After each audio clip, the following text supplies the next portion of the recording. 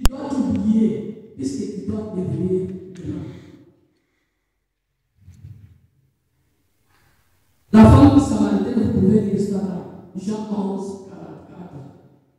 Il y a des livres qui peuvent aussi lire ça. Jean 11, verset 44.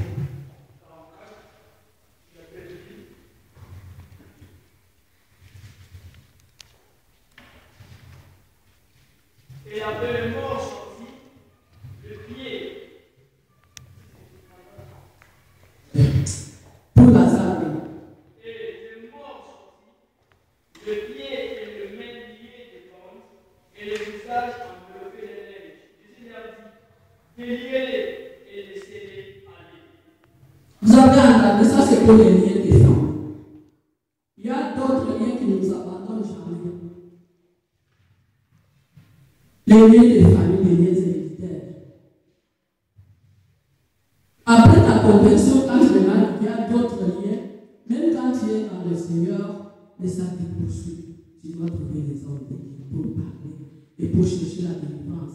Mais la délivrance, la vraie délivrance, ça ne fait pas de l'homme de Dieu. La vraie délivrance commence quand toi-même tu as déjà compris le feu, tu as déjà pris conscience de ce feu-là, tu as la volonté d'abandonner. Alléluia. Oh, c'est parce que là, je ne suis pas délivré. J'étais parti là, mais il a prié.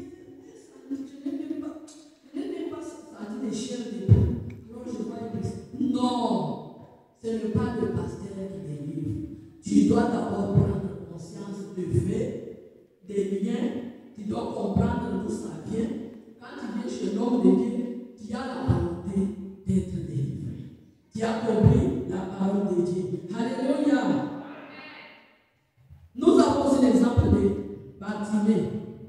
Là, vous pouvez lire le Marc 17, 40. Quand Bartimée a rencontré Jésus, il n'est pas resté le même. Il a laissé la guérison. Mais qu'est-ce qu'il a fait? Il a jeté son manteau. Toi aussi, quand, après ta conversion, tu dois jeter ces manteaux qui t'empêchent de grandir. Jette les manteaux de philosophie encyclopédique. Il y a des gens qui philosophent avec la parole de Dieu. La parole de Dieu est transcendante. Alléluia. On ne peut pas philosopher avec la parole de Dieu. La parole de Dieu éloigne et efface les délictualismes. Tu ne peux pas philosopher avec la parole de Dieu. Tu ne peux pas mettre en raisonnement dans la parole de Dieu. La parole de Dieu se trouve dans la Bible. La parole de Dieu, c'est le Saint-Esprit qui donne. Ce n'est pas les diplômes qui donnent la parole de Dieu. Alléluia. Jette ton manteau de philosophie encyclopédique. Jette ton manteau d'orgueil. Après la conversion, et nous avons appris ces choses depuis Afrique. Chaque Africain qui est ici, il est toujours chrétien depuis Afrique, même s'il n'a pas connu Christ depuis Afrique. Un. Deux, il s'est dit, ah non, on est tout. Pour ceux qui prêchent là, les Hazen, moi je les connais. D'ailleurs, moi-même, je peux prêcher plus que lui. Qu'est-ce qu'il croit? Non. Ça, c'est l'orgueil. Jette ces manteaux d'orgueil. Tu dois jeter ces manteaux d'orgueil. Manteau de suffisance. Alléluia. Souvent, nous avons la suffisance. Je ne peux pas aller dans les églises des Africains. Moi, je peux aller chez les Blancs. Chez les Blancs, ça va. Mais quand il y a un problème, un, deux, je ne pense pas que les Blancs vont venir. Amen. S'il y a naissance, quelques églises seulement qui font les ce qu'ils appellent baby shower. Mais les autres, il n'y a rien. Hein? Ils vont te donner seulement félicitations avec un qui regarde peut-être quand tu vas venir à l'église. Les autres, la suffisance.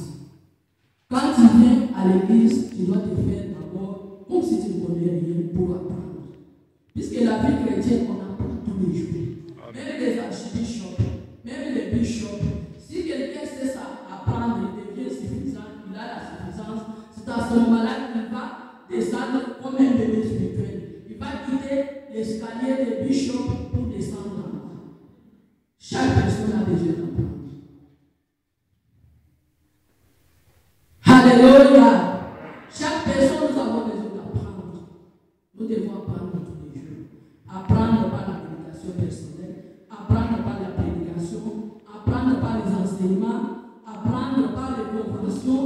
apprendre par les livres chrétiens écrits par d'autres auteurs, inspirés par le Saint-Esprit. Alléluia. Quand nous apprenons la parole de Dieu, soit par les livres chrétiens, nous devons avoir l'esprit de discernement. Nous devons faire comme des chrétiens libérés pour vérifier les Écritures. Alléluia. Souvent, ce qui nous amène à perdre la faim. Et sauf spirituel, c'est quoi? Tu peux lire les livres. Tu crois que c'est inspiré par le Saint-Esprit. Mais ce que tu trouves là, parfois on détruit le sang de Jésus-Christ.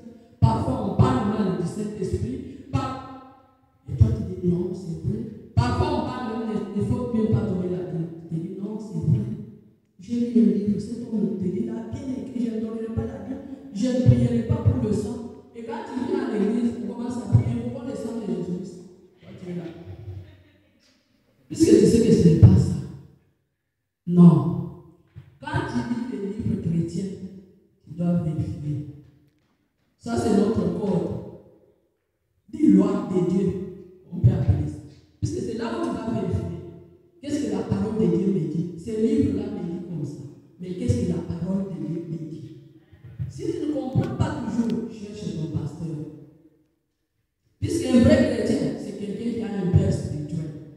Un père spirituel chez qui tu te confies, chez qui tu demandes des questions pour grandir spirituellement. Alléluia.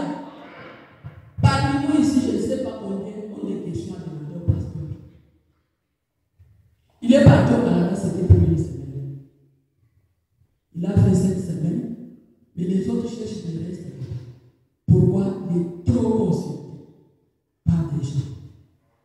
Mais à combien plus forte raison pour les enfants de l'Église? Il est parti pour consacrer une seule personne. Il a consacré 3 et il a restauré 2. Alléluia.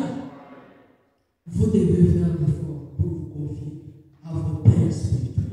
Si tu as un père spirituel chez qui tu places confiance, quand tu lis la parole de Dieu et que tu n'es pas éclairé par le Saint-Esprit, vérifie les Écritures auprès des hommes de Dieu. Alléluia. Jette ton manteau de manque de pardon.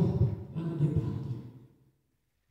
Souvent, nous les chrétiens, on ne se pardonne pas. Mais pour atteindre la maturité spirituelle, nous avons besoin de pardonner. Pour être pardonné, nous devons pardonner. Il y a beaucoup de chrétiens qui gardent rancune. S'il a gardé rancune, il ne peut pas pardonner. Non. Comme il avait dit ceci, moi, je ne peux pas, même en cours de route, si je le vois venir, je dois changer de direction. Non. Ça, ce n'est pas un vrai enfant de Dieu. J'ai demandé le manque de pardon. Pardonne ton frère, même s'il t'a offensé. Ne cherche pas qu'il vienne te demander pardon. Parfois, il y a quelqu'un qui t'a offensé, il ne connaît même pas qui t'a offensé. C'est à toi qu'on l'a offensé. De t'élever et de dire, mon frère, tu vois, la parole que tu as dit, ça m'a blessé, mais je te pardonne. Au nom de Jésus-Christ, je te pardonne. Alléluia. Jette ton manteau des mensonges, calomnies et critiques. Parfois, quand on accepte Jésus, on a ses manteaux. Si tu n'as pas critiqué, en tout cas, tu n'es pas à l'aise. Tu dois chercher par tous les moyens pour téléphoner et puis parler des autres là, tu es calme. Si tu n'as pas menti, tu n'es pas à l'aise. Non. Ça, c'était le langage de quand tu étais parlé. Tu mentais, tu volais, tu critiquais. Maintenant que tu es chrétien, le langage a changé. Tu dois ressembler à Christ. Jette ton manteau de querelles et disputes inutiles. Tu cherches des disputes à ton mari, tu cherches des disputes à tes voisins, tu cherches des disputes à tout le monde. Tu divises tout le monde. Nous devons changer ces mentalités. Nous devons changer ces mentalités. Nous devons tourner vers la parole révélée de Christ. Nous devons jeter les manteaux de haine, de convoitise et d'antipathie. Quelqu'un qui a acheté sa voiture, qu'est-ce que lui veut montrer? Non. Il faut nous réjouir des biens d'autrui. Alléluia. Nous devons à tout prix nous réjouir des biens d'autrui. Nous devons éviter les antipathies.